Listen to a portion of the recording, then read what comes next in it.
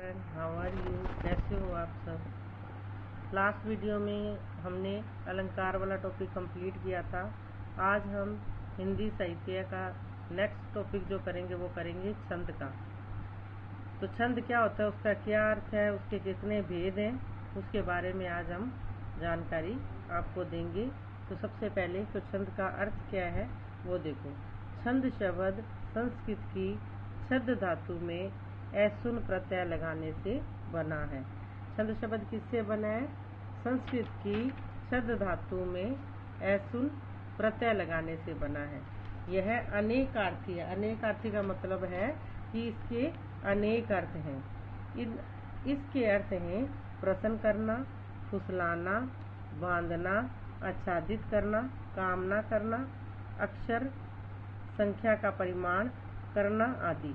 इन अर्थों के आधार पर छंद का अर्थ हुआ आह्लादित या दीप्त करने वाली वस्तु। दीप्त का मतलब हो गया प्रकाशित करना, आह्लादित या आवृत करना, अक्षर क्रम का विन्यास आदि लिया जा सकता है। तो आपको छंद का अर्थ पता चल गया होगा कि छंद जो है वो किससे बना है? संस्कृत के छद धातु में ऐसुन प्रत्यय लगाने से बना है। इसके अनेक अर्थ हैं, जो जैसे प्रसन्न करना, फुसलाना, बांधना, आच्छादित करना, कामना करना आदि। अब है छंद के अवयव एवं भेद। अवयव और भेद एक ही बात है कि छंद के कितने अवयव हैं और कितने भेद हैं। तो छंद के हैं दो भेद होते हैं, एक है मात्रिक छंद, दूसरा वर्णिक छंद। लेकिन इससे पहले हम इसकी परिभाषा को स्पष्ट करेंगे। छंद शास्त्र के अनुसार जिस रचना में लघु गुरु, मात्रा, वर्ण, विराम, गति, यति आदि का विचार रखकर शब्द योजना की जाती है उसे छंद या वृत्त कहते हैं। फिर से सुन लो। छंद जो है शास्त्र के अनुसार जिस रचना में लघु गुरु, मात्रा, वर्ण, विराम, गति, यति आदि का विचार रखकर शब्द योजना की जाती है उसे छंद या वृत्त कहते हैं। अब हम ये सोचेंगे कि ये क्या है? लघु गुरु, मात्रा, वर्ण, विराम, गति, यति। तो सबसे पहले आपको इसकी जानकारी लेना बहुत ही ज्यादा जरूरी है। देखो, लघु का मतलब होता है छोटा।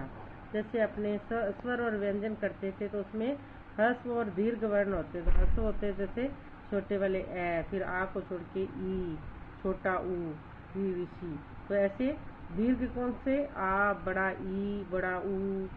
ठीक है। इसी प्रकार लघु का मतलब हो गया छोटा, जिसकी मात्रा होती है ये बड़ी, खड़ी पाई जिसको बोलते हैं, इस तरह का निशान होता है, उसको हम बोलेंगे खड़ी पाई। गुरु का मतलब हो गया बड़ा, मतलब दीर्घ।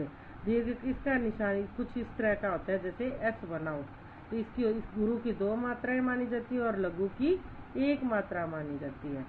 ये छोटा भी है और इसकी एक मात्रा मानी जाएगी। गुरु बड़ा है तो उसकी दो मात्रा मानी जाएगी। अब देखो मात्रा। अब अपने ये जाने कि मात्रा क्या होता है। स्वर या वर्ण के उच्चारण में जो समय लगता है उसे मात्रा कहते हैं। मात्रा क्या होती है? स्वर या वर्ण के उच्चारण में जो समय लगता है उसको हम मात्रा कहते हैं।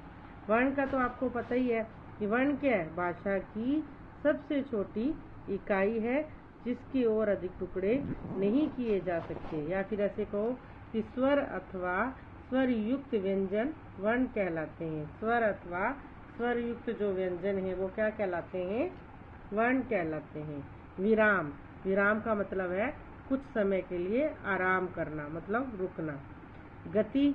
गति होता है, या तो अपने कह सकते हैं कि पढ़ने का तरीका या फ्लो, किस गति से आप चल रहे हो। अगर कविता को पढ़ रहे हो तो किस स्पीड से आप पढ़ रहे हो, आपको पढ़ने का तरीका क्या है। यति का मतलब होता है, इसका मतलब ही रुकना से ही है। कोमा, जैसे आप कहीं एक लाइन को पढ़ के बीच में कोमा आ जाता है, थोड़ी देर के लिए रुकते हो, या कोमा को कह सकते हैं कि हम वो यति है। जहाँ पे कोमा लगता है वो यति कहलाता है। आदि का विचार रखकर शब्द योजना की जाती है उसे हम छंद या वृत्त कहते हैं। देखो, इसके अंतर्गत कितनी चीजें आई थी। लघु गुरु, मात्रा, वर्ण, विराम, गति, यति आदि का विचार रखकर शब्द योजना की जाती है उसे हम छंद कहते हैं। इस परिभाषा के अनुसार छंद के अनेक अवयव होते हैं।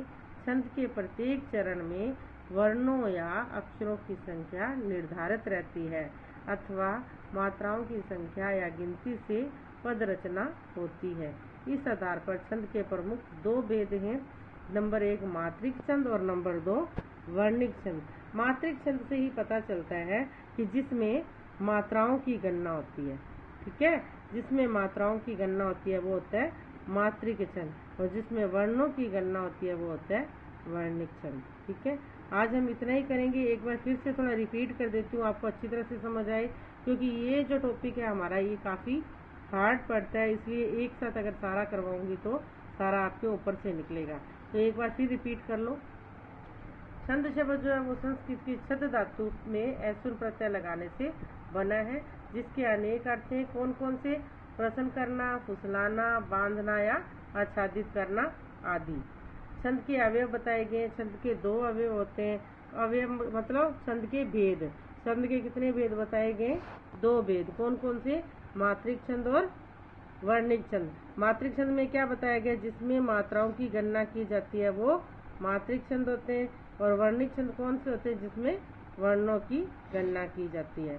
इसकी परिभाषा क्या बताइए आपको कि छंद शास्त्र के अनुसार जिस रचना में लघु, गुरु, मात्रा, वर्ण, विराम, गति, यति आदि का विचार रखकर शब्द योजना की जाती है तो उसे छंद या वृत्त कहते हैं। ठीक है, आज का टॉपिक अपना इतना ही रहेगा।